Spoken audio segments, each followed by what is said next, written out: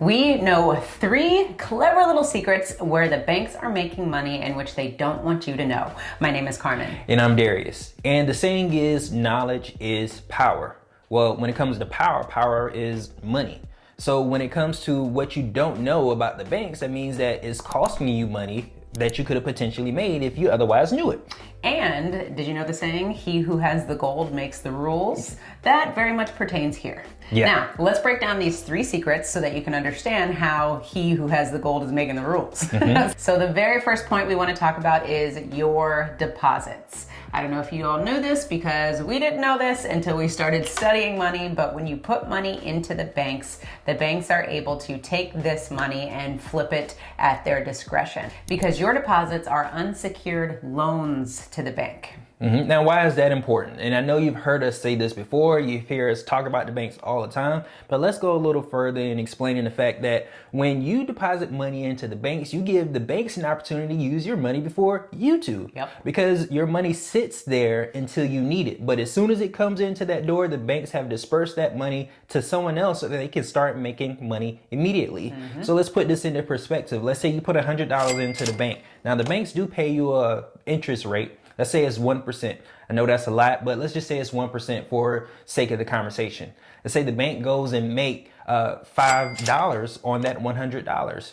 They pay you $1, but then they make $5. So your principal is $101 now, but the bank has been able to keep $5. They made a 500% return on the money that you deposited into the bank. Now, what's the significance of that? The thing is, the banks don't have to own money, they just have to control it. And that's what we're doing when we put our money into the banks. Yeah. Yes, we need the banks in order to, save our money, in order to protect our money. It's a storage facility. But the things that we don't know that the banks are doing is also a detriment to us because we're letting our money sit while the banks are using it. You were on a roll. That felt good. That did feel good. I was just listening. I like it. Like, what else could I bring to this conversation? I like how you said knowledge is power, and then the point of if we don't know this information, it's to our detriment. Because again, the thing that we always are harping on the Wealth Nation channel is what are you doing with your money so that you can make more money and stop giving your money away ignorantly. Yeah. And we know that we did this time and time again. So that's why for us, it's so important to share this information so that you can understand how to create your own banking system so you can control your deposits and learn how to leverage your deposits to make more money. So if this is what you want to do, click on the link below so that you can join the Wealth Nation and we can teach you how to utilize your funds the same way the banks do. Yeah, that's really important. Now, the next point that we want to make is the fact that when you spend money, you're also helping the banks make money because that money is probably going to another bank. And I can vouch for this because during college I worked for debt collection. Now I worked for a specific bank, but I called on credit cards for other banks. And what that taught me is the fact that banks don't necessarily compete. They compete on commercials because that's what buys, that's what sells, but they are in a business of cooperation. They all work together on different products and projects and services that they offer to us. So that's one thing I want you to understand is when you spend money, you're also helping the banks make money because that money is probably going to another bank. Yeah, so let's think about it in the terms of the very first point that we were talking about is deposits. So that the banks are making money when you give them money, right, which is your deposit. The second point that we're trying to make is the banks make money when you spend the money that you have, which we consider the savings account or even the checkings account. It can be both of those. When you spend money that you do have, you're keeping the money circulating in the banks so that they can continue to keep the money moving. So you have to always think about, the money that you have inside the banks, what's happening, what's going on with it. And at the end of the day, the banks are in business to make more money, to move money. So as long as you continue to fuel this engine, the banks are going to turn money as fast as they possibly can. Now, I know you're watching this and you're like, man, I don't have a choice but to use the bank. Sure. Well, that's true. Every dollar circulates to the bank, and every dollar that comes from the bank goes to another bank, and every dollar that goes to a bank, it ends up, someplace else. So money always circulates through the bank. But what we want you to understand is how can you take a small little piece of this and become a expert at it for yourself? Because who's making the bank rich? Who's keeping this money circulating? It's us. So why not allow enough dollars to circulate through our own system or our own household so that we can start earning some of that interest before it goes to the bank? Or where can we insert ourselves so that we can start making money just like the banks? Yeah, and what we teach basically is how to leverage an insurance policy so that you can create your own banking system within this insurance policy. And like Derry said, the money always ends up back at the banks anyway, because the insurance companies give the banks money, right? So the point is, how can we remove the middleman as much as we can? And in this case, this is the bank. We can work directly with the insurance company, leverage our funds the way the banks do, and allow us to bring more and more interest, more and more principal back into our own system. So let's learn from the banks, and instead of using the banks as a storage facility, use our life insurance policy as a storage facility and start circulating money the exact same way the banks do, so that that interest can be going back to our own pockets. Yeah, and this is amazing information. I wish that I knew this information way back when, before when I was in college. I got my first credit card and started to understand these things. But it just, again, makes you wonder why we aren't taught this information and how we can do more to make sure that we are spreading this information around so that we can understand how we can best use our funds. Yeah. Because at the end of the day, we always say on our channel, we're the ones working so hard for this cash. Why do we continue to give up the purchase power of it every single day? Yeah, and I'm actually glad I didn't know it when I was in college, because I would have completely wrecked this system. And with what I knew in college. Well, what do you mean wreck the system? I would wreck the system, and with the fact that I had more control of money, I would buy rims or a sound system and stuff like that. Nothing that will make me money, but stuff that'll make me look good. But that also brings us to our third point, which is, I had 20-inch rims in college. I didn't. You remember. But anyways, that brings us to our third point, which is when we spend money we don't have, i.e. credit. Yeah. So by spending money we don't have, we are inevitably paying more money than it costs us in the first place. So not only are we paying on the principal, but we're also paying interest on top of that. And we've said this about 50 times, is the fact that the average interest rate on a credit card is 20%, right?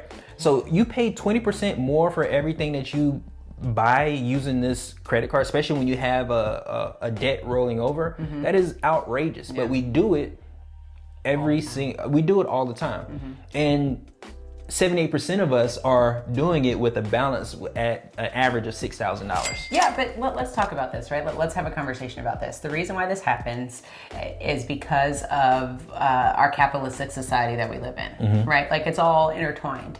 We're always taught that we need to buy stuff. America is the land of stuff. And all we're doing is buying stuff to feed our psyche, to feed that ego, so that we can feel better, we can look better, we can do X, Y, Z. When you think about other cultures, when you think about other countries, they don't have as much of a capitalistic society as we do, because it's America. It is what it is. So we got first world problems. First world problems, absolutely. So when we think about all of the capitalistic things that is comprised up in our economy, then that trickles down to the banks and the financial institutions, which trickles down to marketing, which trickles down to us having $1 trillion worth of debt, and the government controlling all of the debt and those things. It's all feeding up to the banks and the financial institutions. It's all intertwined.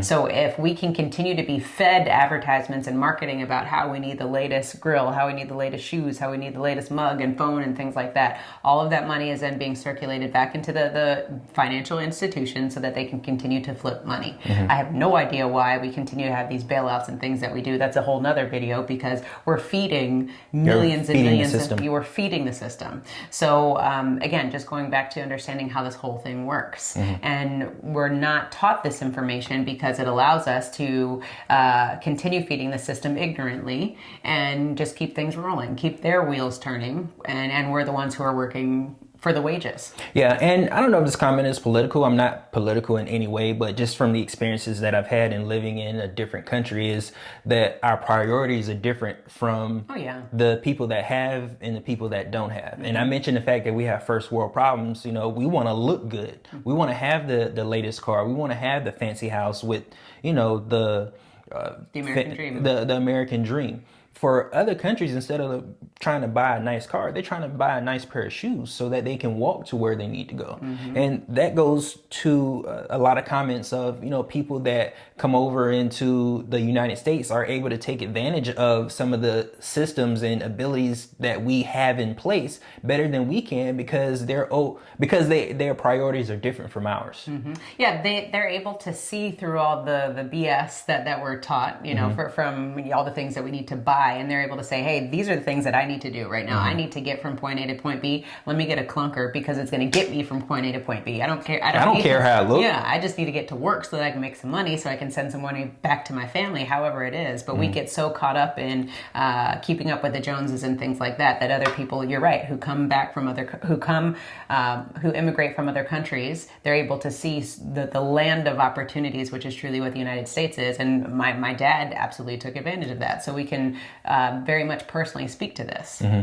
Yeah, there's so many opportunities that we have around us, and what we do is we just continue to focus on the thing that will give us status. And instead of status, let's just go ahead and get our hands dirty and get the job done. Start adding value to people around us by any means necessary, and to ourselves, and our own families. Yeah, that's really what needs to happen. So when we think about the secrets that the banks don't want you to know, is they're controlling all of the funds, and they're playing into the emotions and the things that we think that we need in order to keep up with the Joneses. As opposed to us as consumers taking a step back and going, you know what, I really don't need any of this stuff. I just need the basic necessities that are going to get me to what I need to do so that I can keep more of this money to create a legacy, to protect my great-grandchildren, to do whatever it is. But instead we just get caught up with the latest and greatest things that are marketed to us. Right, and here are the facts, ladies and gentlemen. We are not going to beat the bank. No. We're not going to beat the bank. So what's the alternative? We've heard this since we were kids. If you can't beat them, join them.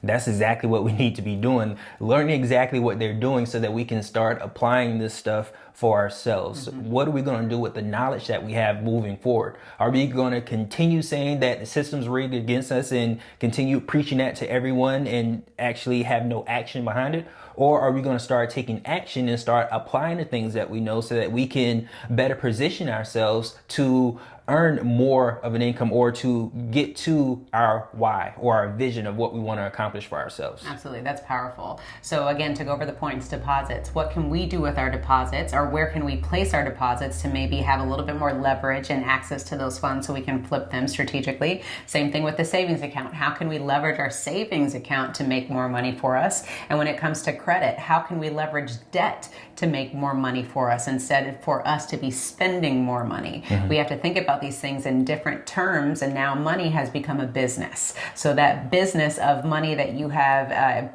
jumped right into, we need to figure out how can we create cash flow for ourselves instead of cash flow for the financial institutions. Right. Money has one responsibility, and it is to make more money. It is to stay in motion. And if you don't think that this is the case, then the money that is sitting inside of your savings account isn't doing anything for you. It's not doing anything for you. That money is actually making the bank money because it is in motion. So that just proves a point that money has one responsibility, and that is to stay in motion.